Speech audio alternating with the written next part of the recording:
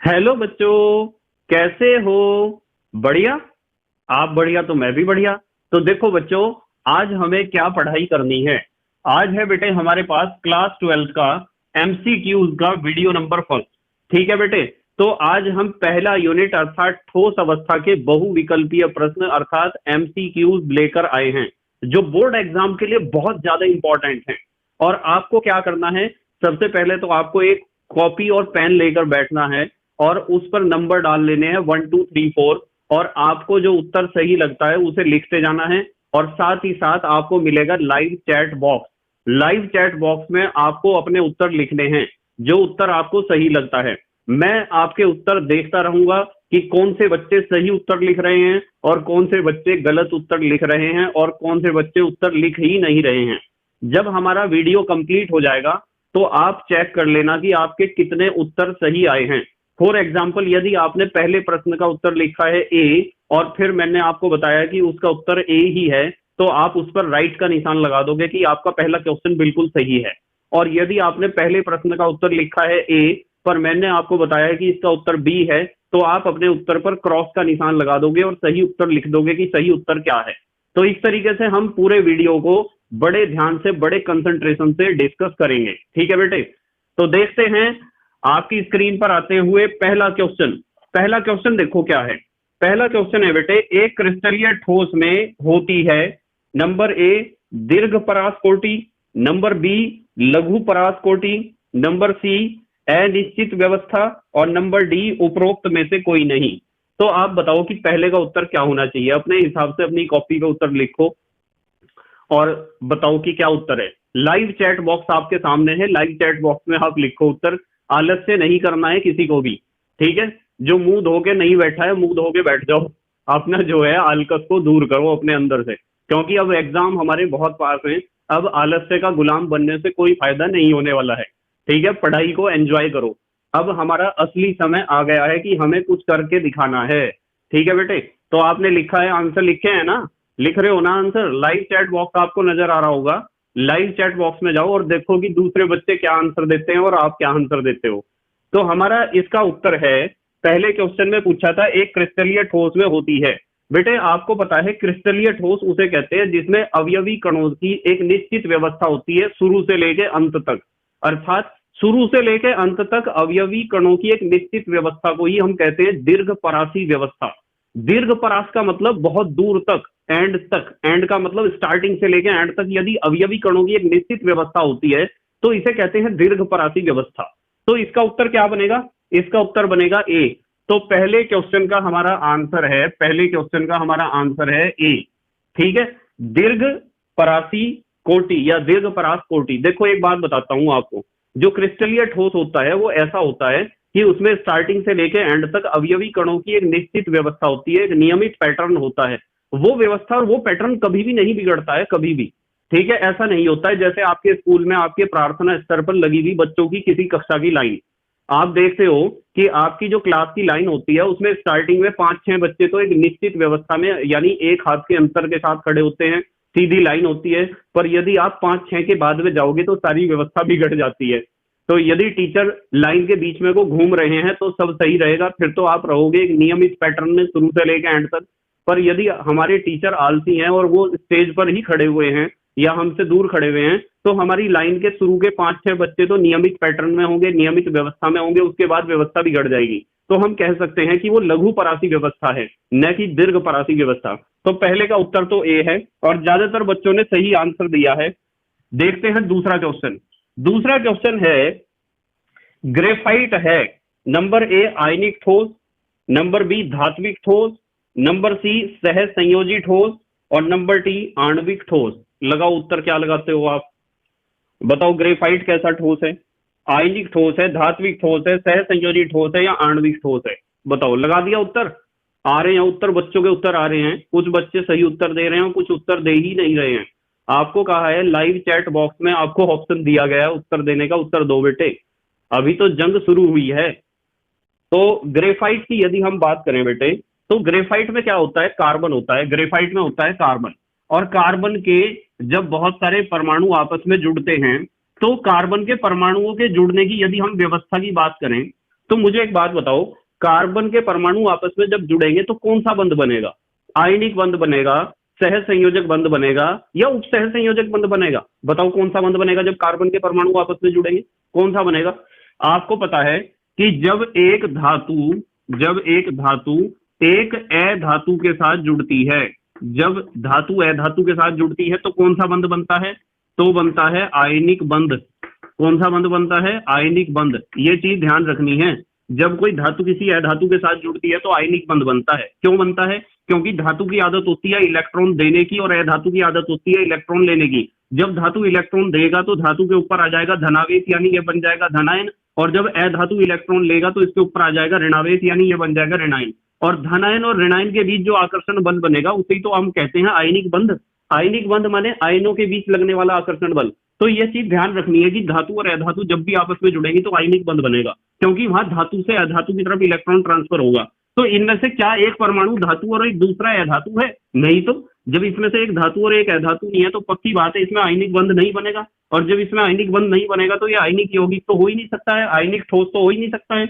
अब देखो, जब एक अधातु एक दूसरी अधातु के साथ जुड़ती है, जब दो अधातु आपस में जुड़ती हैं तो इन दोनों के बीच जो बंध बनता है वो सह संयोजक बंध बनता है। कौन सा बंध बनता है? सह संयोजक बंध। अब क्यों बनता है सह संयोजक बंध? क्योंकि अधातु की इसकी आदत भी इलेक्ट्रॉन लेने की है, इसकी आदत भी इलेक्ट्रॉन लेने की है। ये सोच रहा मैं इससे इलेक्ट्रॉन ले लूं और ये सोच रहा है कि मैं इससे इलेक्ट्रॉन ले लूं, तो इनको मजबूरी में इलेक्ट्रॉन की साझेदारी करनी पड़ेगी। और जब मजबूरी में इलेक्ट्रॉन की साझेदारी करते हैं तो बेटे इलेक्ट्रॉन की साझेदारी के कारण जो बंध बनता है उसे ही तो कहते हैं सह संयोजक बंध। वही तो होता है सह संयोजक बंध। इसका मतलब देखो, कार्बन अधातु है, कार्बन अधातु है, दो अधातुओं के बीच जो बंध बनता है वो सह संयोजक बंध बनता है। और हमारा क्वेश्चन था कि ग्रेफाइट क्या है। मैंने आपको बताया कि ग्रेफाइट में होता है कार्बन। क्या होता है? कार्बन होता है ग्रेफाइट में। और हर एक कार्बन परमाणु केवल 3 बॉन्ड बनाता है, एक बॉन्ड उसका खाली रहता है, एक इलेक्ट्रॉन उसका खाली रहता है, जिसे मुक्त इलेक्ट्रॉन की भांति व्यवहार करता हुआ हम देखते हैं, और इसलिए ग्रेफाइट विद्युत का सुचालक होता है। तो इसमें सह संयोजक बंध मिलेगा तो ग्रेफाइट क्या होगा बेटे? इसका उत्तर आएगा सी, सह संयोजी ठोस। तो ग्रेफाइट क्या है? सह संयोजी ठोस है। दूसरे का उत्तर है सी, सह संयोजी ठोस है। देखो, आयनिक ठोस क्यों नहीं है? क्योंकि आयनिक बंध नहीं बनता। धात्विक ठोस कब होता? जब ये परमाणु किसके होते? धातु के। यदि धातु धातु के साथ जुड़ता है तो समझ जाओ उसके बीच कौन सा बंध है? धात्विक बंध। ये तो सारे कार्बन के परमाणु है, सारे अधातु हैं। आणविक ठोस हो नहीं सकता है क्योंकि ग्रेफाइट में कोई अणु तो होते नहीं है। अणु तो ऐसे होते हैं जैसे H2, जैसे CO2, जैसे HCl, ये आणविक ठोस हैं। तो इसका उत्तर क्या बनेगा बेटे? इसका उत्तर बनेगा सहज संयोजी ठोस, क्योंकि ग्रेफाइट में होते हैं कार्बन, और कार्बन के परमाणु जब आपस में जुड़ेंगे, माने अधातु जब अधातु से जुड़ेगी तो सहज संयोजक बंध बनेगा, और सहज संयोजक बंध बनने के कारण ग्रेफाइट एक सहज संयोजी ठोस है। तो दूसरे का आंसर बना हमारा सी। देखते हैं तीसरा क्वेश्चन। तीसरा क्वेश्चन बेटे आपकी स्क्रीन पे है, देखो पढ़ के क्या है तीसरा क्वेश्चन। क्या है देखो, और आंसर लगाओ अपनी कॉपी पे आंसर लगाओ तीसरे क्वेश्चन का। तीसरा क्वेश्चन है K2SO4 है। K2SO4 का मतलब पोटेशियम सल्फेट। पोटेशियम सल्फेट क्या है? ठीक है, बताओ पोटेशियम सल्फेट क्या है? ऑप्शन ए दिया इन्होंने आयनिक ठोस है, ऑप्शन बी धात्विक ठोस, ऑप्शन सी सह संयोजक ठोस, ऑप्शन डी आणविक ठोस। तो बताओ पोटेशियम सल्फेट इन सब में से क्या है? लाइव चैट बॉक्स आपके सामने है, उस पर क्लिक करो और आंसर लिखते रहो, और दूसरों के आंसर देखते रहो कि उन्होंने किसने सही लिखा है किसने गलत। बताओ K2SO4 क्या है? देखो K2SO4 की बात करते हैं हम। K2SO4, यदि K2SO4 को आप पानी में घोल दोगे, दो तो बनेंगे K पॉजिटिव और एक बनेगा SO4 डबल नेगेटिव, यानी ये भी आयन है, ये भी आयन है। इसका मतलब आयनों के द्वारा बना गया ठोस है। ये ठोस ऐसा है जिसमें आयन है और आयन आपस में जुड़े हुए हैं, तो इसका उत्तर होना चाहिए आयनिक ठोस। क्या होना चाहिए? आयनिक ठोस। तो तीसरे का उत्तर बनेगा ए। ए ही तो है बेटे आयनिक ठोस। अब देख लो आपका क्वेश्चन सही है या गलत है। आपको अपनी नोटबुक पे भी लिखना है और लाइव चैट बॉक्स में भी अपना आंसर देना है। उसके बाद आते हैं हम क्वेश्चन नंबर 4 पर। क्वेश्चन नंबर 4 दिया है NaCl क्रिस्टल की संरचना है। NaCl क्रिस्टल की संरचना, 4 ऑप्शन इन्होंने दे रखे हैं। ये तो क्वेश्चन बहुत इंपॉर्टेंट है बेटे, ये तो सबको आना चाहिए। बताओ NaCl क्रिस्टल की संरचना कैसी होती है? फलक केंद्रित होती है, फलक केंद्रित घन। ऑप्शन ए दिया है फलक केंद्रित घन, ऑप्शन बी दिया है एक नताक्ष या मोनोक्लिनिक, ऑप्शन सी दिया है विषम लंबाक्ष और ऑप्शन डी दिया है चतुष्कोणीय। तो बताओ कैसी संरचना होती है NaCl की? ये सबके याद होना चाहिए। लगा दिया आपने आंसर? आंसर लगा दिए बेटे अपने अपने? कॉपी में भी लिखना है और लाइव चैट बॉक्स में भी लिखना है। ध्यान रखना है कि NaCl की संरचना होती है फलक केंद्रित घनीय संरचना। ये सब बच्चों को पता होना चाहिए, फलक केंद्रित घनीय संरचना होती है NaCl की। अब क्यों होती है, इस चीज को आपको बिल्कुल पक्का याद रखना है, रट लो इस चीज को कि फलक केंद्रित घनीय, जिसे आप कहते हो FCC। रियलिटी यदि मैं इसे थोड़ा डीपली एक्सप्लेन करूं तो इसमें जो NaCl में Cl नेगेटिव आयन होते हैं ना, तो एक तो होते हैं कोनों पर और एक होते हैं फलक के केंद्र पर, और Na पॉजिटिव आयन अंतः केंद्र पर होते हैं, और जो किनारों के केंद्र होते हैं जिन्हें आप कहते हो एज कोर, उनके केंद्रों पर होते हैं। तो फलक के केंद्रों पर पार्टिकल्स उपस्थित होते हैं, इसलिए इसे कहते हैं FCC, फलक केंद्रित घनीय, FCC। ठीक है, तो ये क्वेश्चन में तो रट्टा मार लो, बिल्कुल रट्टा एग्जाम में आएगा कि NaCl क्रिस्टल की संरचना कैसी होती है। ऑप्शन ए फलक केंद्रित घनीय संरचना। अब आते हैं हम क्वेश्चन नंबर 5 पर। पांचवा क्वेश्चन आ गया आपकी स्क्रीन पे, लगाओ उत्तर। पांचवा क्वेश्चन है, घनीय क्रिस्टलों में अक्षीय दूरियां अथवा कोर की लंबाई होती हैं। घनीय क्रिस्टलों में अक्षीय दूरियां, भाई घन किसे कहते हैं? घन, घनीय क्रिस्टल का एक यूनिट सेल ऐसा ही तो होगा। देखिए जरा, आपने उत्तर लगा दिया क्या अपना? लाइव चैट बॉक्स में लिखो उत्तर, और बेटे अपनी नोटबुक में जहां आपने नंबर डाल रखे हैं वहां भी उत्तर लिखो, यहां से चेक करते रहो कितने सही है कितने गलत हैं। देखो ये घन है, यदि मैं आपको कह दूं लंबाई चौड़ाई और ऊंचाई, ठीक है, ABC कह दिया, चलो लंबाई चौड़ाई और ऊंचाई, तो आपको ध्यान रखना है यदि ये घनीय क्रिस्टल है तो इसकी लंबाई चौड़ाई और ऊंचाई क्या होगी? बराबर होगी।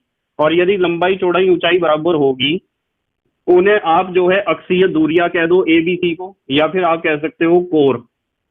कोर की लंबाई इसकी A है, इसकी B है, इसकी C है। तो बताओ कौन सा उत्तर सही होगा? तो उत्तर होगा A। देखो A में ही तीनों बराबर दे रखे हैं। घन तो जब ही कहेंगे जब लंबाई चौड़ाई और ऊंचाई या मोटाई बराबर होती है। जब किसी ठोस की लंबाई चौड़ाई और ऊंचाई बराबर होती है तभी तो उसे घन कहते हैं। और प्रत्येक कोण कितने डिग्री का होता है? 90 डिग्री का। हर एक कोण 90 डिग्री का भी होना चाहिए जब ही वो घनीय क्रिस्टल होगा। ठीक है बेटे, चलो अगला क्वेश्चन देखते हैं।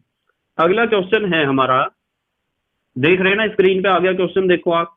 अगला क्वेश्चन है, FCC एकक सेल के लिए, FCC होता है फेस सेंटर्ड क्यूबिक, फलक केंद्रित घनीय। FCC एकक सेल के कोर की लंबाई A और उसके परमाणु की त्रिज्या R में संबंध है। बहुत इंपॉर्टेंट क्वेश्चन है, चाहे तो इसमें रट्टा मार लो और चाहे तो इसे समझ लो। बताओ क्या आंसर है आपके अनुसार? बताओ क्या आंसर है? आ गया आंसर? देखो FCC की यदि बात करें तो FCC की खासियत यह होती है कि उसके जो है कोनों पे तो पार्टिकल होते ही हैं, पर फलक के केंद्र पे भी पार्टिकल होते हैं। तो यदि किसी फलक के, आप एक फलक को उठा लो, ये उठा लिया हमने एक फलक और इसका ये विकर्ण खींच दिया, एक फलक उठाया, केवल एक फलक, ठीक है। आपको पता है फलक तो इसमें बहुत सारे हैं। यदि मैं कह दूं ये भुजा ए है तो ये कितनी होगी यहां से यहां तक की? बताओ कितनी होगी? ये होगी A√2, इतनी तो होगी A√2। आपने पाइथागोरस प्रमेय तो पढ़ रखी है।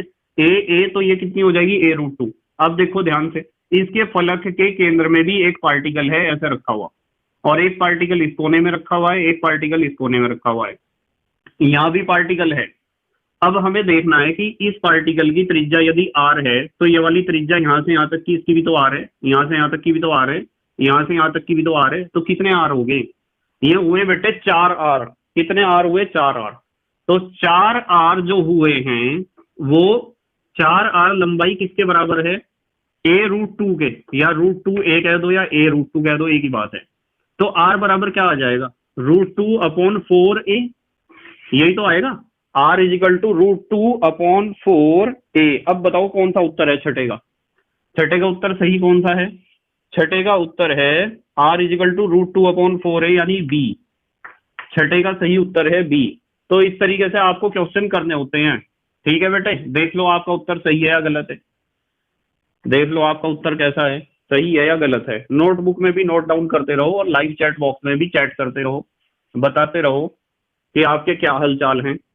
ठीक है, सब कुछ ठीक ठाक है, मौसम भी अच्छा है, सब कुछ ठीक ठाक है। पर यदि आपने तैयारी ढंग से की है तो मजा आ रहा होगा, और यदि तैयारी ढंग से नहीं की है तो मजा नहीं आ रहा होगा बिल्कुल भी। अब मजा देने के लिए मैं यहाँ बहुत सारे चुटकुले तो सुनाऊंगा नहीं, एक आधा चुटकुला सुना सकता हूँ, बहुत सारे नहीं सुना सकता हूँ, टाइम की कमी होती है बहुत ज्यादा मेरे पास। सातवां क्वेश्चन देखो, आपकी स्क्रीन पे आ गया सातवां क्वेश्चन। सातवां क्वेश्चन है, किसमें प्रति एकक कोष्ठिका परमाणुओं की कुल संख्या 2 है। इन्होंने कहा है ऐसा कौन सा यूनिट सेल है जिसमें परमाणुओं की कुल संख्या 2 होती है। लगाओ अपने आंसर, आंसर लगाओ, अपनी कॉपी में भी लगाओ, लाइव चैट बॉक्स में भी दो आंसर, देख रहा हूं मैं आंसर आपके। किसमें प्रति एकक कोष्ठिका परमाणुओं की संख्या 2 होती है। ए फलक केंद्रित घनीय, बी अंतः केंद्रित घनीय, सी आद्य घनीय, और डी नोटा। नोटा का मतलब होता है नन ऑफ द अबाउ, उपरोक्त में से कोई नहीं। ठीक है, नोटा का मतलब नन ऑफ द अबाउ, उपरोक्त में से कोई नहीं। तो हमें बताना है कि परमाणुओं की संख्या 2 किसमें होती है, बताओ। देखो कुछ बच्चे सही उत्तर लिख रहे हैं, कुछ गलत लिख रहे हैं उत्तर। देखो मैं बताता हूं आपको कि यदि आप फलक केंद्रित पे जाओगे ना, इसका ऑप्शन ए है फलक केंद्रित। यदि आप देखोगे तो फलक केंद्रित में क्या होगा, ये फलक केंद्रित को आप एफसीसी लिख सकते हो। एफसीसी का हिसाब देखते हैं। एफसीसी में 8 पार्टिकल तो रखे हुए कोनों पर, और हर एक पार्टिकल की हिस्सेदारी होती है 1/8, प्लस 6 पार्टिकल रखे हैं फलक के केंद्र पर, इसलिए इसलिए एफसीसी कहा है इसे, और उनकी हिस्सेदारी होती है 1/2 की। तो ये तो एक पार्टिकल हो गया, और ये हो गए 3 पार्टिकल। तो एफसीसी में तो टोटल नंबर ऑफ पार्टिकल 4 होते हैं, तो एफसीसी तो उत्तर नहीं बनेगा, ऑप्शन ए तो नहीं बनेगा उत्तर। ऑप्शन बी पे आ जाओ। ऑप्शन बी इन्होंने दिया है, क्या दिया है ऑप्शन बी, अंतः केंद्रित घनीय। अंतः केंद्रित घनीय यानी बॉडी सेंटर्ड क्यूबिक, इसे कहते हैं बॉडी सेंटर्ड क्यूबिक। अंतः केंद्रित घनीय का मतलब 8 पार्टिकल तो कोनों पर रखे हुए हैं, और एक पार्टिकल रखा हुआ है अंतः केंद्र पर, यानी बॉडी के सेंटर पर। देखो एक और एक कितने हो गए, 2। इसका मतलब हमारा बी उत्तर बिल्कुल सही है। इन्होंने पूछा था कि 2 पार्टिकल किस में होंगे, अंतः केंद्रित घनीय में होंगे। यदि सी की बात करो आप, सी है आद्य। आद्य का मतलब सरल, यानी कि सिंपल क्यूबिक सेल, एससीसी। यदि सरल की बात करो तो सरल के तो केवल 8 पार्टिकल कोनों में ही होते हैं, और तो कहीं होते ही नहीं, तो इसमें तो टोटल नंबर ऑफ पार्टिकल 1 बैठेंगे। तो आपका उत्तर 7वें का क्या बनेगा, 7वें का सही उत्तर बेटे बी है। 2 परमाणु जो होते हैं वो अंतः केंद्रित घनीय में ही होते हैं। अब आ जाओ क्वेश्चन नंबर 8 पर, क्वेश्चन नंबर 8 पर आ जाओ, आपकी स्क्रीन पे आ गया। देखो जरा क्वेश्चन और आंसर लगाओ, क्या आंसर लगाओगे आप 8वें क्वेश्चन के। अपनी नोटबुक में भी लिखते रहो, और लाइव चैट बॉक्स में भी अपनी हरकत करते रहो, जिससे मुझे पता चलता रहे कि कितने बच्चे पढ़ाई पर ध्यान दे रहे हैं। और लाइव चैट बॉक्स में फालतू की हरकत किसी को नहीं करनी बिल्कुल भी। और जब हमारा वीडियो कंप्लीट हो जाएगा तो उसके बाद आपको क्या करना है, जो आपका कमेंट बॉक्स है, कमेंट बॉक्स में बताना है कि सर मेरे इतने में से इतने नंबर आए हैं, इतने सही हैं, इतने गलत हैं। ठीक है, मैंने झंडे गाड़ दिए हैं और मैंने उल्टे खुंटे गाड़ दिए हैं। ठीक है, ध्यान रखना है इस चीज का। तो 8वां क्वेश्चन देखते हैं क्या है। 8वां क्वेश्चन है, एक घनीय ठोस के कोनों में ए परमाणु एवं अंतः केंद्र पर बी परमाणु स्थित हैं। इस यौगिक का सूत्र बताओ। यौगिक का हमें बताना है सूत्र। ए तो है कहां, ए तो दिए हैं इन्होंने कोनों पर, तो हम यहां से करते हैं। ए कहां है, ए परमाणु तो कोनों पर हैं, और आपको पता है कि कोने कितने होते हैं, कोने होते हैं 8, और हर एक की हिस्सेदारी कोने पे उपस्थित पार्टिकल की होती है 1/8। तो ए की हिस्सेदारी तो हुई 1, कट जाएगा ना ये। कोनों में ए परमाणु एवं अंतः केंद्र पर बी परमाणु। बी परमाणु जो दिए हैं वे दिए हैं अंतः केंद्र पर, यानी बॉडी के सेंटर पर। अंतः केंद्र तो बेटे, अंतः केंद्र पर तो एक ही परमाणु आ सकता है, और उसकी हिस्सेदारी 1/1 की होती है। तो ये भी हुआ 1। तो आपको पता चल गया ए अनुपात बी, इनकी संख्या का अनुपात 1:1 रहेगा। इसलिए सूत्र क्या बनेगा बताओ, सूत्र बनेगा A1B1, या आप इसे कह सकते हो AB। तो देखो कौन सा उत्तर है सही, सी सही है। तो 8वें का सी, 8वें का सही उत्तर क्या है, सी है। देख लो आपका सही है या नहीं। कुछ बच्चों के तो अभी क्वेश्चन सॉल्व ही नहीं हुआ होगा, नहीं तो अभी अटक रहे होंगे क्वेश्चन में। जो अटक रहे हैं उन्हें ज्यादा प्रॉब्लम लेने की कोई जरूरत नहीं है, कभी ज्यादा परेशान हो रहे हो आप। ठीक है, परेशान होने से कोई फायदा नहीं होता है, टेंशन लेने से कोई फायदा नहीं होता है। आपको पता है कि मैंने 12th क्लास का एनसीईआरटी का पूरा सिलेबस कंप्लीट करा दिया है। अब यहाँ कुछ बच्चे परेशान हो रहे हैं, सर हम राजस्थान बोर्ड से हैं और आपने सर वो स्टीरियो केमिस्ट्री यानी त्रिविम रसायन वाला चैप्टर नहीं कराया। त्रिविम रसायन वाला चैप्टर मैं एग्जाम से पहले जरूर करा दूंगा।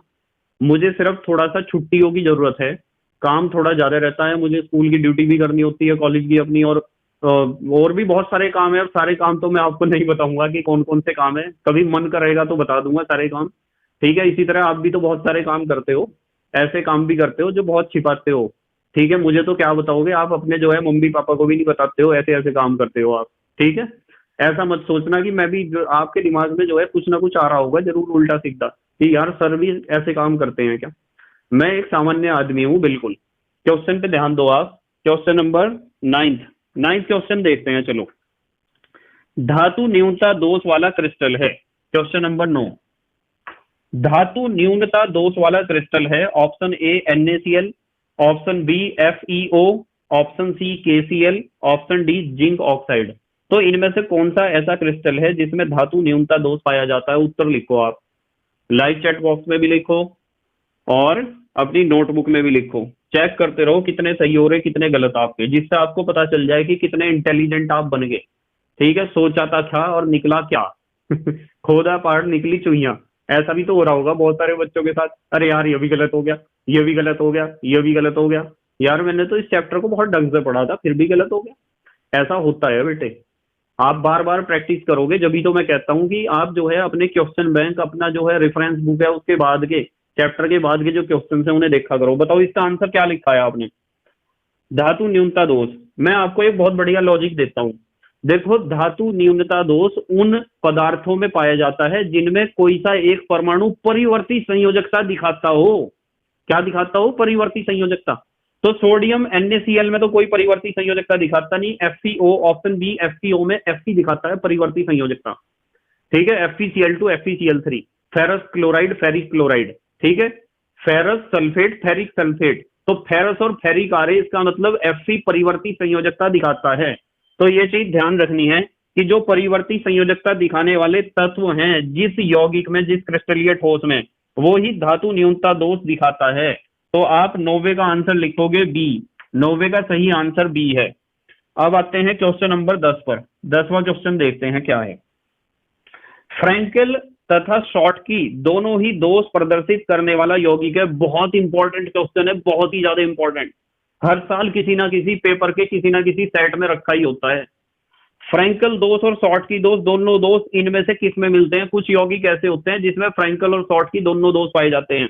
भाई NaCl में तो नहीं मिलने का, NaCl में तो शॉटकी डिफेक्ट मिलेगा। KCl में नहीं मिलने का, CaCl2 में नहीं मिलने का। ये दोनों दोस्त जो मिलेंगे वो AgBr में मिलेंगे। इस चीज में रट्टा मार लो, बिल्कुल एकदम रट्टा। एग्जाम में आपका ये क्वेश्चन इंतजार कर रहा होगा बेसब्री से, जाते ही फोड़ देना क्वेश्चन को एकदम। क्वेश्चन है फ्रैंकल तथा शॉटकी दोनों ही दोस्त किस में होते हैं? AgBr में। तो AgBr क्या है? डी है। आपने देखो क्या उत्तर लिखा था। वैसे ये क्वेश्चन आपके याद होना चाहिए बिल्कुल। अगले क्वेश्चन पे मूव करते हैं चलो। क्वेश्चन नंबर 11 यहां से लिख देता हूं मैं। क्वेश्चन नंबर 11, क्वेश्चन नंबर 11 है, शॉटकी दोष पाया जाता है।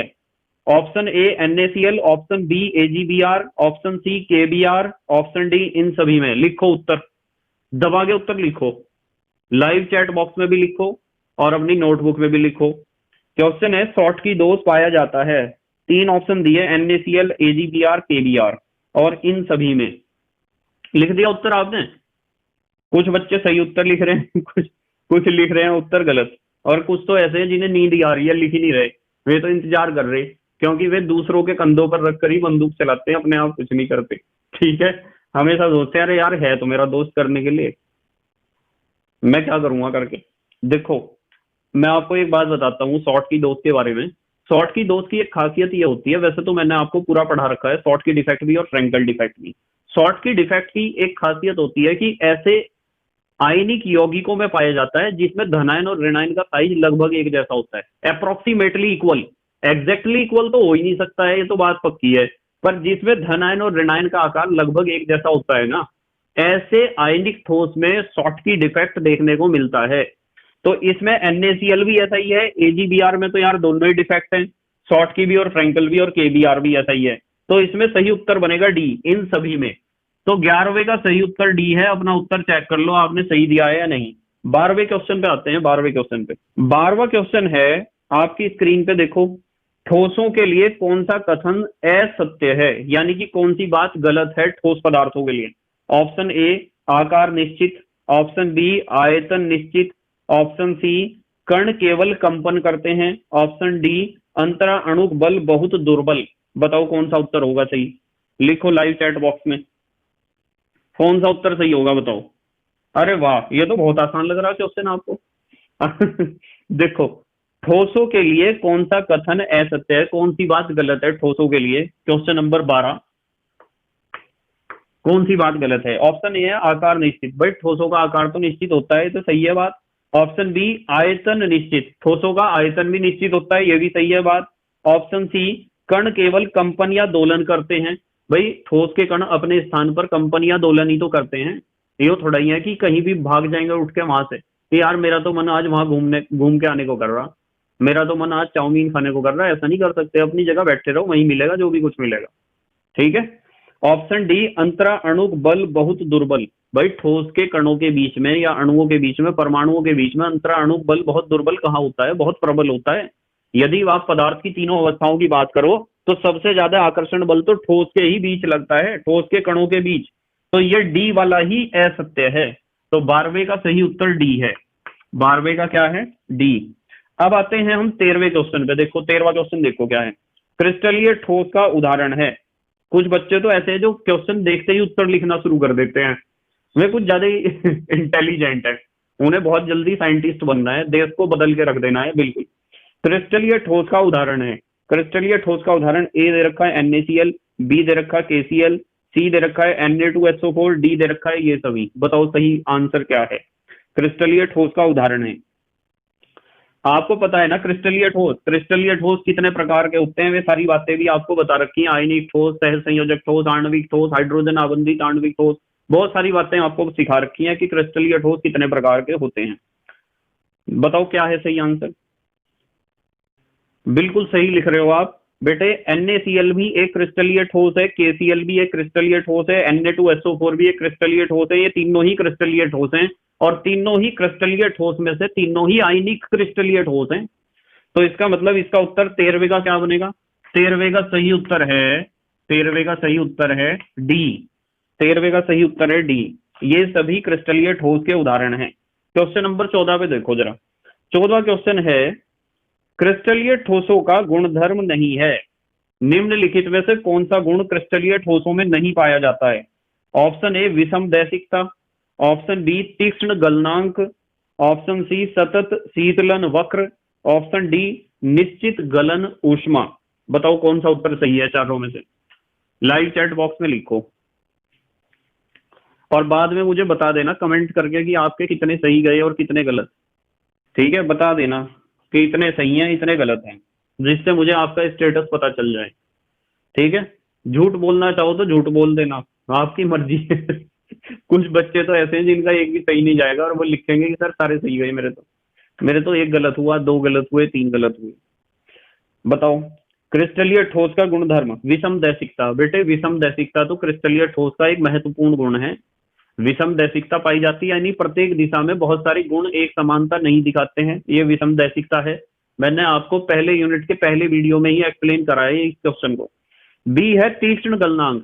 भाई क्रिस्टलीय ठोसों का तो बहुत तीक्ष्ण गलनांक होता है। तीक्ष्ण का मतलब एक निश्चित गलनांक होता है, ऐसा नहीं होता है। मान लो मैंने कहा कि मान लो मेरे पास कोई क्रिस्टलीय ठोस है, उसका गलनांक 300 डिग्री सी है, तो वो ठोस 300 डिग्री सी पर ही गलेगा, एग्जैक्ट 300 पे। वो 299 डिग्री सी पे नहीं गलेगा और 301 पे नहीं गलेगा, वो बिल्कुल 300 पे ही गलेगा। इसे कहते हैं तीक्ष्ण गलनांक होना। उसके बाद सतत शीतलन वक्र और निश्चित गलन उष्मा। पहले डी को देख लो, निश्चित गलन उष्मा। निश्चित गलन उष्मा तो होती है क्रिस्टलीय ठोसों की, गलन उष्मा निश्चित होती है। सतत शीतलन वक्र होता है बेटे अक्रिस्टलीय ठोसों का। यदि आप किसी अक्रिस्टलीय ठोस को देखते हो ना, यहाँ तो यदि आप लेते हो टेम्परेचर और यहाँ लेते हो टाइम, तो अक्रिस्टलीय ठोसों का वक्र ऐसा मिलेगा, सतत शीतलन वक्र। यानी ये टेम्परेचर इधर को बढ़ रहा है तो इधर को तो घटेगा, तो टेम्परेचर जितना घटेगा उतना ही समय के बढ़ने के साथ साथ इसका ताप जो है, इधर को तो समय बढ़ रहा, समय बढ़ने के साथ साथ इसका ताप एक निश्चित क्रम में घटेगा। देखो, इसे कहते हैं सतत शीतलन वक्र। ये होता है अक्रिस्टलीय ठोसों में। पर यदि आप क्रिस्टलीय ठोसों की बात करो तो क्रिस्टलीय ठोस में समय और ताप, ठीक है, ताप इधर को बढ़ता है, समय इधर को मान लो, तो आपको वक्र कैसा मिलता है? आपको वक्र मिलता है ऐसा, यहां इसके बाद एकदम ऐसी रेखा। फिर बताओ ये सतत है क्या? सतत तो इसे कहते हैं कंटिन्यूअस, कोई ज्यादा तेज झटका नहीं मारा इसमें। और इसने देखियो जरा, एकदम यहां से आगे एकदम झटका मार दिया फिर नीचे चला गया। इसका मतलब पता क्या है? इसका मतलब यह है कि समय तो लगातार बढ़ता ही जा रहा है, पर इसका ताप जो है, यानी ताप इसका पहले तो घट रहा है एक निश्चित क्रम में, फिर आकर बहुत देर तक घटा ही नहीं ताप। देखो यहां से यहां तक जब आप बिंदु ए से बी तक जाओगे तो ताप में तो कोई चेंज ही नहीं आया, यही तो ताप देख रहे हो आप। तो यहाँ तो घट रहा था बहुत मजे से, और फिर वो घटा ही नहीं है, और फिर वो एकदम घटा। तो कौन कह देगा इसे सतत? सतत थोड़ा ही है इस ये शीतलन वक्र, ये तो अपनी मर्जी का मालिक है। जब इसका मन कर रहा, जब अपने टेम्परेचर को घटने दे रहा, नहीं तो घटने ही नहीं दे रहा है समय बढ़ने के साथ साथ। तो इस चीज को बहुत ढंग से एक्सप्लेन किया गया है जब हमने यूनिट को डिस्कस किया था, जहां आपको पढ़ाया गया था। तो जो क्रिस्टलीय ठोस होते हैं उनका तो असतत शीतलन वक्र होता है, असतत शीतलन वक्र। और इन्होंने क्वेश्चन नंबर 14 में कहा है सी में सतत शीतलन वक्र। भाई सतत शीतलन वक्र तो अक्रिस्टलीय ठोसों का होता है, तो यही गुणधर्म नहीं है। तो 14वें का सही उत्तर क्या है? 14वें का सही उत्तर है सी। बाकी तीनों गुण क्रिस्टलीय ठोसों के साथ बिल्कुल मैच कर रहे हैं। अगला क्वेश्चन देखो आप, क्वेश्चन नंबर 15। 15 पढ़ो चलो, प्लास्टिक के बारे में। प्लास्टिक बताओ क्या है? क्वेश्चन नंबर 15 लगा दिया उत्तर? उत्तर लिखो बेटे अपना, आलस्य नहीं करना है। प्लास्टिक है ऑप्शन ए आयनिक ठोस, ऑप्शन बी धात्विक ठोस, ऑप्शन सी अक्रिस्टलीय ठोस, ऑप्शन डी आणविक ठोस। बिल्कुल सीधा सा क्वेश्चन है। प्लास्टिक क्या है बताओ? लगा दिया आंसर आपने, बताओ क्या है? 15वें का उत्तर क्या है? भाई प्लास्टिक आयनिक ठोस तो हो ही नहीं सकता, क्योंकि आयनिक ठोस एक क्रिस्टलीय ठोस होता है। नंबर बी धात्विक ठोस नहीं हो सकता, भाई प्लास्टिक कोई धातु थोड़ा ही है, तो ये भी नहीं हो सकता है। डी आणविक ठोस, आणविक ठोस भी एक क्रिस्टलीय ठोस ही होता है, ये भी नहीं हो सकता है। सी है अक्रिस्टलीय ठोस। तो 15वें का सही उत्तर है सी, प्लास्टिक एक अक्रिस्टलीय ठोस है। प्लास्टिक कैसा ठोस है? अक्रिस्टलीय ठोस, क्योंकि इसमें अवयवी कणों की कोई निश्चित व्यवस्था नहीं होती है, या यूं कह दो लघु परासी व्यवस्था होती है। चाहे उसमें प्लास्टिक फर्स्ट प्लास्टिक हो चाहे सेकंड प्लास्टिक हो। अब फर्स्ट प्लास्टिक और सेकंड प्लास्टिक किसी किसी बच्चे को पता होगा, किसी को नहीं पता होगा। चाहे थर्मोप्लास्टिक हो या थर्मोसेटिंग प्लास्टिक हो, कोई सा भी प्लास्टिक है वो अक्रिस्टलीय ठोस ही होता है, क्रिस्टलीय ठोस नहीं होता है। अक्रिस्टलीय ठोस को आप छद्म ठोस या झूठा ठोस भी कहते हो। 16वां क्वेश्चन देखो चलो, 16वां क्वेश्चन। 16वां क्वेश्चन आपकी स्क्रीन पे है, निम्न में किसका गलनांक उच्च होता है? सबसे ज्यादा गलनांक किसका होगा? बहुत बढ़िया क्वेश्चन है, ऐसे क्वेश्चन आते हैं पेपर में। किसका गलनांक सबसे ज्यादा होता है? नंबर ए सहसंयोजी ठोस, नंबर बी छद्म ठोस, नंबर सी आयनिक ठोस, और नंबर डी आणविक ठोस। बताओ इन चारों में से, ये तो चारों के चारों, इसमें बी तो छद्म ठोस है, इसका तो कोई लेना देना है ही नहीं। सही उत्तर बताओ क्या होगा? ए सी और डी में से सही उत्तर है, बताओ क्या होगा? सबसे ज्यादा गलनांक किसका होता है? सहसंयोजी ठोस का, या आयनिक ठोस का, या आणविक ठोस का? बेटे क्वेश्चन नंबर 16 का सही उत्तर है सी आयनिक ठोस। आयनिक ठोस का गलनांक सबसे ज्यादा इसलिए होता है क्योंकि आयनिक ठोस में पाए जाते हैं आयन, और धन आयन और ऋण आयनों के बीच जो आकर्षण बल लगता है ना, जिसे आप भौतिक विज्ञान में कहते हो स्थिर वैद्युत आकर्षण बल या इलेक्ट्रोस्टैटिक फोर्स ऑफ अट्रैक्शन, उसकी वैल्यू बहुत ज्यादा होती है, जिसे कुलंबिक बल भी कहते हैं। वो बहुत ज्यादा लगता है आयनिक ठोसों में, इसलिए आयनिक ठोसों का सहसंयोजी ठोस और आणविक ठोस से भी ज्यादा ही गलनांक होता है। या फिर आप इसे ऐसे भी पढ़ते हो कि आयनिक ठोसों में पाई जाती है आयनिक क्रिस्टल जालक संरचना, जिसके कारण आयनिक ठोस के जो आयन है वे बहुत मजबूती से एक दूसरे से बंधे होते हैं, इसलिए उनका गलनांक बहुत ज्यादा होता है। नेक्स्ट क्वेश्चन, 17वां क्वेश्चन आपकी स्क्रीन पे चेक करो जरा। 17वां क्वेश्चन है, एक ठोस अति कठोर यानी बहुत कठोर है, वह गलित अवस्था में विद्युत रोधी है। गलित अवस्था में विद्युत रोधी है यानी उसे गला दोगे तो करंट नहीं उसके अंदर चलने का। बहुत उच्च ताप पर पिघलता है यानी उसका गलनांक भी बहुत ज्यादा है। यह कौन सा ठोस है? ऑप्शन ए आणविक, ऑप्शन बी आयनिक ठोस, ऑप्शन सी धात्विक ठोस, ऑप्शन डी सहसंयोजक ठोस। बहुत इंपॉर्टेंट क्वेश्चन है, बहुत इंपॉर्टेंट क्वेश्चन। बताओ सही आंसर क्या होगा, बताओ क्या होगा सही आंसर। देखते हैं कितनी हिम्मत है तुम्हारे अंदर। बोर्ड एग्जाम में कई बार पूछा गया क्वेश्चन है भाई।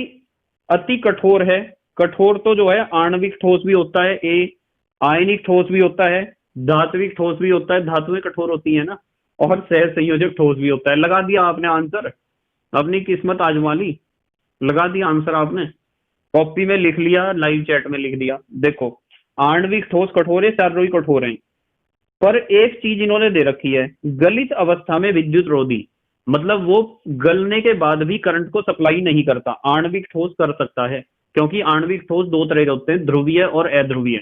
जो ध्रुवीय आणविक ठोस है वो तो बेटे करंट को सप्लाई करेगा, सारे आणविक ठोस ऐसे थोड़ा ही है जो करंट को सप्लाई नहीं करेंगे। आयनिक ठोस, भाई आयनिक ठोस तो गलित अवस्था में विद्युत का सुचालक होता है, क्योंकि उसके आयन मुक्त अवस्था में आ जाते हैं गलने के बाद, वो तो करंट को सप्लाई करेगा। धात्विक ठोस, अरे यार धात्विक ठोस को तो गलाने की भी जरूरत नहीं, धातुओं में तो बिना गले ही करंट सप्लाई होता है, क्योंकि धातुओं में मुक्त इलेक्ट्रॉन पाए जाते हैं। तो इसलिए ऑप्शन सी भी नहीं बनता है, डी सह संयोजक ठोस। सह संयोजक ठोस बहुत कठोर होता है, पक्की बात है। गलित अवस्था में विद्युत रोधी होता है, बिल्कुल पक्की बात है, क्योंकि सह संयोजक ठोस को गलाने के बाद भी आप उसमें करंट को सप्लाई नहीं कर सकते हो, क्योंकि उसमें मुक्त आयन नहीं पाए जाते हैं। बहुत उच्च ताप पर पिघलता है, बहुत उच्च ताप पर पिघलता है, पक्की बात है, गलनांक इसका ज्यादा है, भले ही आयनिक ठोस से कम हो पर ज्यादा तो है ही। यह कौन सा ठोस है, तो उत्तर इसका डी बनेगा, 17वें का उत्तर बनेगा डी, सह संयोजक ठोस है। कौन सा ठोस, सह संयोजक ठोस। अब देखो एक बात बताता हूं आपको, कुछ बच्चे सोच रहे होंगे कि सर सह संयोजक ठोस का यार एक उदाहरण है ग्रेफाइट, ग्रेफाइट में तो विद्युत धारा प्रवाहित होती है। बेटे ग्रेफाइट अपवाद है, एक तरफ रखो उसे, ग्रेफाइट को उठा के सामान्य बातें करो बिल्कुल एकदम। ग्रेफाइट तो ठोस अवस्था में भी विद्युत का सुचालक होता है, इसलिए तो ग्रेफाइट के इलेक्ट्रोड बनाए जाते हैं, कैथोड एनोड, जो विद्युत सेलों में लगे होते हैं, क्योंकि ग्रेफाइट में कार्बन 3 ही बॉन्ड बनाता है, चौथा इलेक्ट्रॉन तो उसका मुक्त इलेक्ट्रॉन की भांति व्यवहार करता है, उसे एक तरफ रखो। आणविक ठोस है, विद्युत का सुचालक है, ठोस अवस्था में सुचालक है। इन्होंने कहा कि गलित अवस्था में, पिघली हुई अवस्था में या गर्म करने पर जो लिक्विड स्टेट मिलेगी उसमें कुचालक होगा, उसमें भी ऐसा तो आणविक ठोस ही होगा। कौन होगा बेटे, सह संयोजक ठोस होगा। कौन सा, सह संयोजक ठोस। अब आते हैं क्वेश्चन नंबर 18 पर। 18वां क्वेश्चन, हाइड्रोजन आबंधित आणविक ठोस है। ऑप्शन ए H2O सॉलिड यानी बर्फ, option B NaCl, option C copper, option D solid methane या ठोस मीथेन। बताओ सही उत्तर क्या है 18वें का, 18वें का सही उत्तर बताओ क्या है। हाइड्रोजन आबंधित आणविक ठोस है। कुछ बच्चे बिल्कुल सही आंसर लिख रहे हैं जिन्होंने प्रैक्टिस कर रखी है बहुत अच्छी, और कुछ ऐसे हैं जो बस काम चलाऊ सरकार है, या फिर उनकी सरकार गिरने वाली है बस सरकार गिरने वाली है या काम चलाऊ सरकार है। ठीक है, लगाया आंसर। देखो मैं बताता हूं, इन्होंने कहा हाइड्रोजन आबंधित आणविक ठोस। देखो एक चीज का ध्यान रखना हमेशा, ये जो हाइड्रोजन बॉन्ड होता है ना, हाइड्रोजन बॉन्ड सिर्फ 3 केस में ही बनता है। एक तो जब जब हाइड्रोजन के साथ सीधा जुड़ा हुआ हो F, या फिर हाइड्रोजन के साथ जुड़ा हुआ हो ऑक्सीजन, या हाइड्रोजन के साथ जुड़ा हुआ हो नाइट्रोजन। यदि ये 3 केस आपको कहीं भी देखने को मिलते हैं ना, तो ही आपको हाइड्रोजन बॉन्ड दिखाई देगा वहां, या तो ही हाइड्रोजन बॉन्ड बनेगा, नहीं तो बनने का नहीं है, चाहे कितना ही जोर लगा लियो। आप उस डाइपोल डाइपोल अट्रैक्शन को हाइड्रोजन बॉन्ड कहने लग जाओ, द्विध्रुव आकर्षण को, तो उसमें मेरी गलती थोड़ा ही है। हाइड्रोजन बॉन्ड तो सिर्फ 3 केस में बनता है। हालांकि हाइड्रोजन बॉन्ड भी एक डाइपोल डाइपोल अट्रैक्शन है, द्विध्रुव आकर्षण है, पर जरा स्ट्रॉन्ग है दूसरों के कंपैरिजन में। ठीक है, तो आप देख लो जरा, यदि आप H2O की बात करो तो H2O में ये वाला केस नहीं नजर आ रहा क्या आपको, पानी में, बर्फ में, सॉलिड हाइड्रोजन ऑक्साइड में, यानी कि जल जब सॉलिड होता है उसे बर्फ कहते हैं, तो उसमें H और O नजर आ रहा, तो इसमें हाइड्रोजन बॉन्ड बनेगा। NaCl में आपको इनमें से कोई सा केस नहीं नजर आ रहा, कॉपर तो धातु है भाई, धात्विक बंध बनेगा। NaCl में तो बेटे आयनिक बंध बनेगा। और CH4 में केस नहीं नजर आ रहा ये वाला। यदि आपको हाइड्रोजन से फ्लोरीन, ऑक्सीजन, नाइट्रोजन सीधे जुड़ते हुए नजर आ रहे तो समझ जाओ हाइड्रोजन बॉन्ड वहां बन रहा होगा, और वो ही हाइड्रोजन आबंधित आणविक ठोस होगा। तो इसका उत्तर 18वें का क्या बनेगा, ए। 18वें का उत्तर ए बनेगा। अब आते हैं हम क्वेश्चन नंबर 19 पर। 19वां क्वेश्चन देखो आप क्या है। 19वां क्वेश्चन है, कौन से ठोस विद्युत चालक, आघात वर्धनीय, वे तन्य होते हैं। अरे वाह, बच्चों वाला सवाल, कक्षा 6 वाला सवाल दे दिया, कक्षा 6 वाला सवाल दे दिया। और अब तो आप 6 की दुगनी क्लास में हो, 6 दूनी 12, अब तो फट्टे चक दोगे तुसी। तो इन्होंने कहा कि कौन सा ठोस ऐसा है जिसमें करंट भी चलेगा, जो आघात वर्धनीय है यानी चोट मारने पर फैल भी जाएगा, तन्य माने जिसके तार भी बनाए जा सकते हैं। ऑप्शन ए आणविक ठोस, ऑप्शन बी आयनिक ठोस, ऑप्शन सी धात्विक ठोस, ऑप्शन डी सह संयोजक ठोस। तो ये तो आपको पता ही है कौन सा है इनमें से। इनमें से धात्विक ठोस है, धातुओं में ही तो ये गुण पाए जाते हैं। धातु विद्युत की सुचालक होती है, धातु आघात वर्धनीय होती है, धातु तन्य होती है। धातु विद्युत की सुचालक क्यों होती है बताना जरा, चैट बॉक्स में बताओ, धातु विद्युत की सुचालक क्यों होती है? क्योंकि धातु की मर्जी है, उसकी जो मर्जी है वो करेगा। मर्जी है तो विद्युत का चालन करेगा, जिसकी मर्जी नहीं है नहीं करेगा। यही है ना आंसर। इसका सही आंसर है कि धातुएं, सही लिख रहे हो आप, सही लिख रहे हो। धातुएं विद्युत की सुचालक इसलिए होती हैं क्योंकि धातुओं में मुक्त इलेक्ट्रॉन पाए जाते हैं, और ये मुक्त इलेक्ट्रॉन ही आवेश को एक स्थान से दूसरे स्थान तक ले जाने का कार्य करते हैं। ठीक है बेटे, 20वें क्वेश्चन पे आ जाओ। आपकी स्क्रीन पे 20वां क्वेश्चन है, उत्तर लगाओ अपने चैट बॉक्स में और कॉपी में लिखो। एकक कोष्ठिका के पैरामीटर होते हैं। एकक कोष्ठिका में हम पैरामीटर में किस किस चीज को देखते हैं बताओ। ऑप्शन ए दे रखा है एबीसी, बी दे रखा है एबीसी एवं अल्फा, सी दे रखा है अल्फा बीटा गामा, डी दे रखा है अल्फा एबीसी एवं अल्फा बीटा गामा। बताओ सही उत्तर क्या है। पैरामीटर की जब भी बात करते हैं, बिल्कुल सही लगा रहे बच्चे, तो बहुत सिंपल सा क्वेश्चन है एकदम। बेटे पैरामीटर में हम देखते हैं जो हमारा यूनिट सेल है ना, उस यूनिट सेल, जैसे ये यूनिट सेल है, पैरामीटर में हमें देखना होता है कि कोई भी यूनिट सेल है, उस यूनिट सेल की कोर की लंबाइयां कितनी हैं। एक तो कोर की लंबाइयां ए, बी और सी, ये कोर, ये कोर और ये कोर, इन कोर को देखना होता है, और इनके कोण को, ये कोण और ये वाला कोण, यानी अल्फा बीटा गामा। तो आपको एबीसी माने कोर की लंबाई भी पैरामीटर है, और अल्फा बीटा गामा यानी उनकी जो कोर हैं, जो भुजाएं हैं, उनके बीच के कोण कितने हैं, अल्फा बीटा गामा। तो सही उत्तर क्या बनेगा, 20वें का सही उत्तर बनेगा डी। बेटे पैरामीटर में खाली कोर नहीं आती है, पैरामीटर में खाली कोण नहीं आते हैं, आपको तीनों कोर और तीनों कोण को डिस्कस करना होता है जब हम पैरामीटर की बात करते हैं। तो क्वेश्चन नंबर 21 पे आ जाओ आप। क्वेश्चन नंबर 21 आपकी स्क्रीन पे है, देखो। मैच बॉक्स की ज्यामिति होती है। अब मैच बॉक्स समझ में आता है ना आपके, मैच बॉक्स का मतलब क्या होता है। मैच बॉक्स का मतलब माचिस। माचिस की ज्यामिति बताओ कैसी होती है। माचिस पता है ना, आग लगाने के लिए। फिर सर हम तो ऐसे हैं बिना माचिस के आग लगा देते हैं कहीं भी। और हमारी कॉलोनी में कुछ ऐसी आंटियां हैं जिनका काम जो है आग लगाने का ही है, कभी कभी तो हमारे घर में ही आग लगा देती हैं। मैच बॉक्स का बढ़िया काम करती हैं। देखो मैच बॉक्स जो है, वो मैच बॉक्स ऐसा ही तो होता है, देखो ध्यान से, ऐसा होता है मैच बॉक्स, यानी माचिस। ठीक है, ये माचिस ऐसी होती है आपकी। बताओ ऐसी नहीं होती है माचिस, ऐसी तो होती है माचिस। तो माचिस कैसी है, घनीय है? अरे नहीं, घनीय तो नहीं है, आपने लगा दिया ना उत्तर अपने हिसाब से। बताओ कैसी है माचिस। घनीय है, एक नताक्ष है, विषम लंबाक्ष है, चतुष्कोणीय है, कैसी है भाई। घनीय तो हो नहीं सकती है। ऑप्शन बी एक नताक्ष यानी एक तरफ को झुकी भी नहीं हो सकती है। एक नत है अक्ष, एक झुका हुआ है अक्ष, ऐसी नहीं होती है। विषम लंबाक्ष, इसकी भुजाएं सारी अलग अलग हैं, यानी ए बी सी अलग अलग हैं। विषम लंबवत हैं सारे अक्ष पर, सारे कोण 90 डिग्री के हैं। और डी है चतुष्कोणीय। अब चतुष्कोणीय कहां से हो जाएगी माचिस भाई।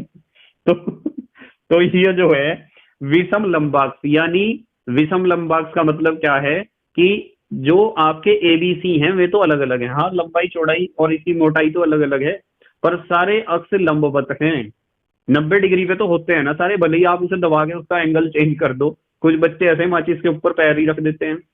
तो विषम लंबाक्ष, इसका उत्तर बनेगा सी। क्या बनेगा, सी बनेगा, विषम लंबाक्ष। ठीक है, आपने देखो क्या उत्तर लिखा है। 22वां क्वेश्चन आपकी स्क्रीन पे देखो जरा, 22वें क्वेश्चन को। A naught equals to B naught equals to C तथा alpha naught equals to beta naught equals to gamma. तो फिर क्या बराबर है भाई, इस दुनिया में जब सारी चीजें ऐसी होगी तो स्थितियां होती हैं त्रिकोणीय की? बिल्कुल भी नहीं। आप बताओ पहले उत्तर क्या है। त्रिकोणीय की हैं, त्रिनताक्ष की हैं, एक नताक्ष की हैं, चतुष्फलकीय की हैं। बताओ तीनों भुजाएं बराबर नहीं है, तीनों भुजाएं का मतलब तीनों कोर बराबर नहीं है और तीनों कोण भी बराबर नहीं है। तो यह स्थिति किसकी है, यूं बताओ आप, इनमें से। लगा दिया उत्तर बेटे। त्रिकोणीय तो हो नहीं सकता, त्रिनताक्ष, एक नताक्ष चतुष्फलकीय, एक नताक्ष भी नहीं हो सकता, एक नत नहीं है, एक अक्ष नहीं झुका हुआ है, ये तो तीनों ही 90 डिग्री के नहीं है। कौन, अल्फा बीटा गामा तीनों बराबर नहीं है, कोई सा भी 90 नहीं है, और चतुष्फलकीय हो ही नहीं सकता है। तो ये उत्तर बनेगा त्रिनताक्ष, तीनों नत हैं अक्ष, यानी बी, 22वें का बी बनेगा। तीनों अक्ष बराबर भी नहीं है, यानी तीनों कोण अलग अलग लंबाई की हैं और तीनों कोण भी अलग अलग हैं। ठीक है, क्वेश्चन नंबर 23 पे आ जाओ। चलो अच्छा, 23 स्क्रीन पे है आपके। ब्रावेज जालकों की कुल संख्या होती है, क्या बच्चों वाला सवाल दे दिया, बताओ। ब्रावेज ये तो क्वेश्चन आप एकदम फोड़ दोगे। लो आंसर आने शुरू हो गए बच्चों के। भाई ब्रावेज ने क्या बताया था, ब्रावेज ने कहा था कि जब आप सारी दुनिया को समझा रहे हैं ना कि 7 तरह के क्रिस्टल हैं, ये क्रिस्टल 7 तरह के नहीं है, 14 तरह के क्रिस्टल हैं। कितने तरह के हैं, 14 तरह के। तो 23वें का उत्तर बनेगा सी। ये तो सब बच्चों ने एकदम बता दिया था, 23वें का सी। 14 तरह के क्रिस्टल होते हैं, ब्रावेज जालक 14 तरह के होते हैं, बिल्कुल रट लो इस चीज को। अगला क्वेश्चन देखो आप, 24वां क्वेश्चन नंबर 24 स्क्रीन पे आपके, बताओ सही उत्तर क्या है। 24वां क्वेश्चन है, फलक केंद्रित घनीय संरचना में प्रत्येक गोले के लिए अष्टफलकीय छिद्रों की संख्या होती है। बहुत बढ़िया क्वेश्चन। अष्टफलकीय छिद्रों की संख्या 8 होगी, 4 होगी, 2 होगी या 1 होगी, बताओ।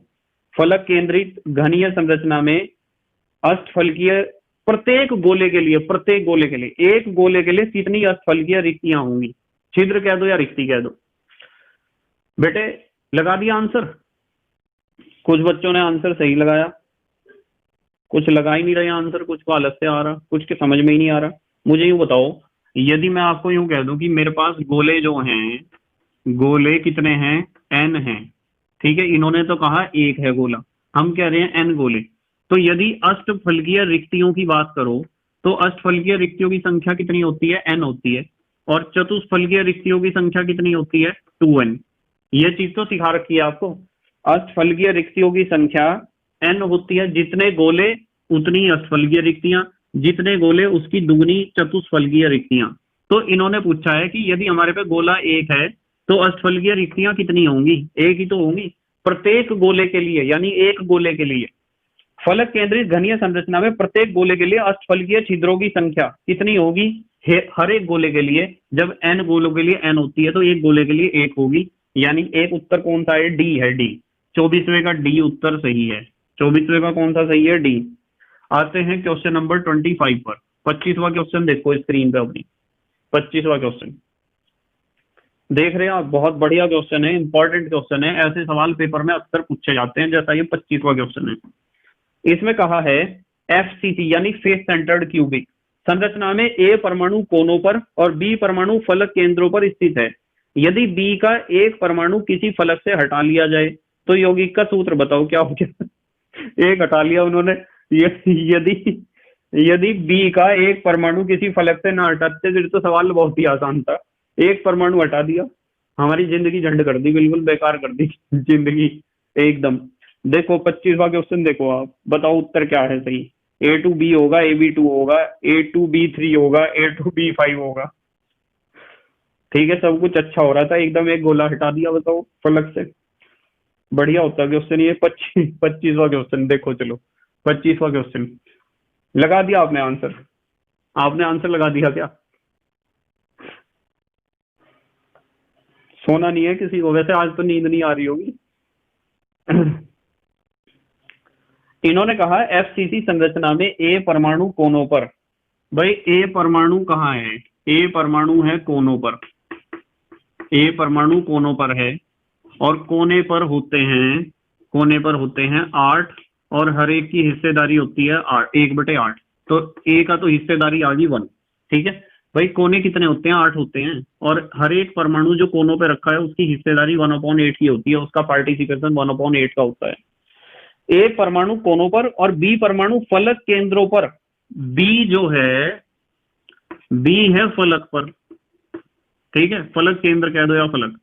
और फलक होते हैं 6, कितने फेस होते हैं, यूनिट सेल के 6 होते हैं।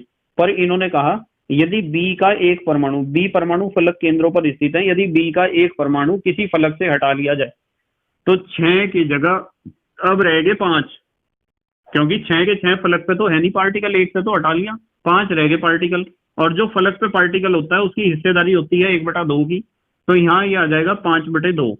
अब देखना ध्यान से, ए अनुपात बी, ए कितना है 1 और ये कितना है 5/2, तो इसकी गुणा यही तो दे मारोगे आप, ये हो जाएगा ए अनुपात बी इज इक्वल टू 2/5। तो इसलिए सूत्र क्या बनेगा हमारे देश के बच्चों, बताओ क्या सूत्र बनेगा? सूत्र बनेगा A2B5, A2 और B5। अब देख लो कौन सा सही है। A2B5 कौन सा है, कौन सा क्वेश्चन था? 25वां। A2B5 है डी, तो इसका सही उत्तर डी है। 25वें का सही उत्तर क्या है? डी। इस तरह होता है क्वेश्चन, और ऐसा क्वेश्चन पेपर में आता है, ध्यान रखो जरा, ऐसा क्वेश्चन आता है। अगला क्वेश्चन देखो स्क्रीन पे अपनी, देखो अगला क्वेश्चन, क्वेश्चन नंबर 26। ये भी ऐसा ही क्वेश्चन है। एक ठोस एक्स व जेड से मिलकर बना है, एक ठोस एक्स व जेड से मिलकर बना है। परमाणु जेड सीसीपी व्यवस्था में है, ठीक है, जेड से तो बन रहा हमारा crystal CCP, cubic close packing, जबकि परमाणु एक्स सभी चतुष्फलकीय रिक्तियों को घेरे हुए है। तो यौगिक का सूत्र बताओ क्या होगा? यौगिक का सूत्र बताओ क्या होगा? बता दोगे आप? लगा दिया आंसर। एक्स जेड होगा, एक्स जेड 2 होगा, x2 जेड होगा, x2 जेड 3 होगा, क्या होगा? इन्होंने कहा एक ठोस, लगा दिया आपने आंसर अपना। देखो, एक ठोस एक्स व जेड से मिलकर बना है, परमाणु जेड सीसीपी व्यवस्था में, जेड से तो बन रहा है सीसीपी क्रिस्टल, तो मैं जेड की संख्या तो मान लूंगा n, जेड परमाणुओं की संख्या n मान ली मैंने, मान लो n परमाणु है, जबकि x सभी चतुष्फलकीय रिक्तियों को घेरे हुए है। x है चतुष्फलकीय रिक्तियों में, और चतुष्फलकीय रिक्तियां होती हैं 2n, तो आप x अनुपात z बता दोगे क्या कितना होगा? x कितना है 2n और ये n, ये तो कट जाएगा एक बार, तो ये अनुपात कितना आया? 2:1। इसलिए सूत्र क्या हो जाएगा बताओ? x के नीचे क्या लिखूं? x के नीचे 2 और z के नीचे क्या लिखूं? 1। 1 को तो लिखने की जरूरत ही नहीं है। x2z देखो कहाँ है? x2z, x2z है ऑप्शन सी में, तो 26वें का सही उत्तर है सी। आपने देख लो क्या उत्तर लगाया था। 26वें का सही उत्तर क्या है? सी है 26वें का सही उत्तर, x2z। ठीक है बेटे। क्वेश्चन नंबर 27 आपकी स्क्रीन पर है, क्वेश्चन नंबर 27 को देखो आप। क्वेश्चन नंबर 27वां क्वेश्चन है, एफसीसी संरचना में प्रत्येक कण के चारों ओर कणों की संख्या होती है। FCC face centred cubic, FCC संरचना में प्रत्येक कण के चारों ओर कणों की संख्या होती है। ये जो है त्रिविमीय निबिड़ संकुलन से बनी हुई एफसीसी संरचना है, और इसके बारे में मैंने आपको पढ़ाया था। क्वेश्चन नंबर कौन सा है? ये 27। चौक कहाँ गई मेरी? ये रही, क्वेश्चन नंबर 27। बेटे इसमें पूछा है समन्वय संख्या, कोऑर्डिनेशन नंबर, समन्वय संख्या पूछी है कि एफसीसी में समन्वय संख्या कितनी होती है। तो ये तो याद रखना पड़ेगा आपको, एफसीसी में समन्वय संख्या होती है 12। कितनी होती है? 12। तो 12 बी है उत्तर, इसमें बी में ही तो लिखा हुआ है 12। ये है 27वें का। अब 28वां क्वेश्चन देखो स्क्रीन पे अपनी, 28वां क्वेश्चन। 28वां क्वेश्चन है, सोडियम धातु सेल कोर, सोडियम धातु सेल का मतलब होता है एकक कोष्ठिका। सोडियम धातु की जो एकक कोष्ठिका है उसकी कोर की लंबाई है 4.29 एंगस्ट्रॉम के साथ अंतः केंद्रित घनीय जालक संरचना में क्रिस्टलित है। अंतः केंद्रित जालक संरचना यानी बॉडी के सेंटर में भी एक परमाणु है। सोडियम परमाणु की त्रिज्या बताओ कितनी होगी? सोडियम परमाणु की त्रिज्या बहुत इंपॉर्टेंट क्वेश्चन है। 28वां क्वेश्चन बताओ आप, आंसर क्या होगा 28वें का? क्या आंसर होगा 28वें का? आंसर बताओ क्या होगा भाई? 4 ऑप्शन दे रखे इन्होंने, 1.857 गुणा 10⁻⁸ सेंटीमीटर, 2.371 एक दे रखा है। इसमें 2 तो आंसर ऐसे जिनमें 10⁻⁸ लगी हुई है, और 2 आंसर ऐसे जिनमें 10⁻⁷ लगी हुई है। ठीक है, ज्यादा सीरियस होने की जरूरत नहीं है, क्वेश्चन हो जाएगा आसानी से। ठीक है, इन्होंने पूछा है कि इसमें बताओ आप कि जो परमाणु होगा वो सोडियम धातु का, उसकी त्रिज्या। निकल गया क्या आंसर? नहीं निकला? देखो चलो, देखो हमारे पास बॉडी सेंटर्ड क्यूबिक है यूनिट सेल, अंतः केंद्रित घनीय को आप बॉडी सेंटर्ड क्यूबिक या बीसीसी कह सकते हो। और बीसीसी के लिए आपको मैंने सिखाया था R √3/4 × A, ये फार्मूला बताया था, कण की त्रिज्या और कोर की लंबाई में संबंध सिखाया था या नहीं? अब आप मुझे एक बात बताओ, √3 की वैल्यू होती है 1.732/4, और ए कितना दे रखा है? ए दे रखा है इन्होंने 4.29 एंगस्ट्रॉम। तो हमारा उत्तर ये एंगस्ट्रॉम में आएगा। जब आप 4 से इसे काटोगे ना, तो 4 से काटोगे तो 0.4 चौक 16, 16 ये 17 16 13 बचे, 4 तिया 12 और 4 तिया 12, 0.433 आएगा। ये हो जाएगा R = 0.433 गुणा 4.29 एंगस्ट्रॉम। और जब आप इनकी मल्टीप्लाई करोगे तो इनकी मल्टीप्लाई आ जाएगी 1.85757, 1.85757 एंगस्ट्रॉम। पर इन्होंने तो उत्तर एंगस्ट्रॉम में दिया ही नहीं, सेंटीमीटर में है। तो एंगस्ट्रॉम को यदि आपको सेंटीमीटर में कन्वर्ट करना है तो 10 की घात -8 से गुणा कर दो। 1.85757 गुणा 10 की घात -8 सेंटीमीटर। अब देख लो कौन सा उत्तर है।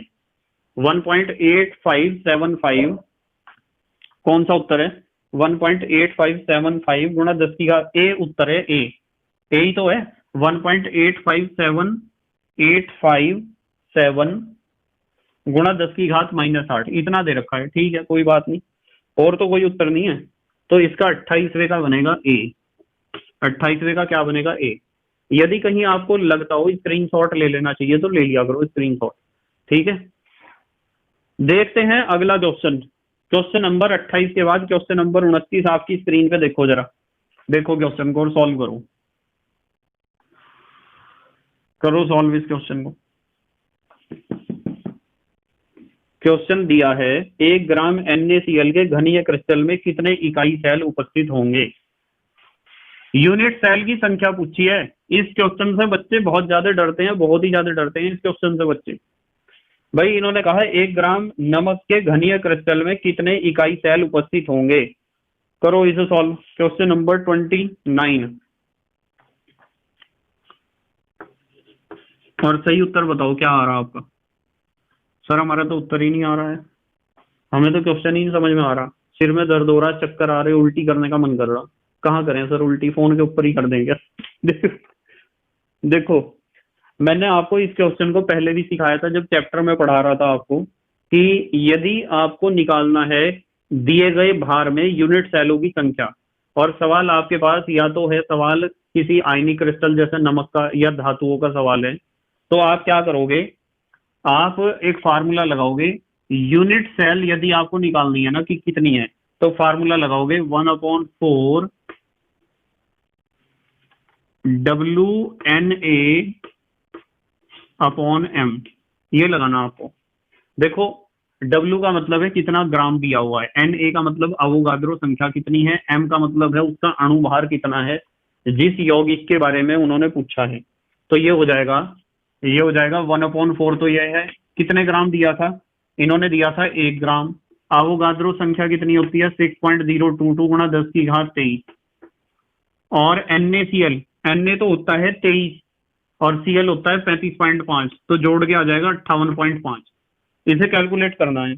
जब आप इसे कैलकुलेट करोगे तो ये ऊपर तो ऊपर तो यही बचेगा 6.022 गुणा 10 की घात 23, ये तो बचेगा ऊपर। आप इस फार्मूले को याद रखो, ज्यादा टेंशन ना लो, बस इस फार्मूले को याद रखो।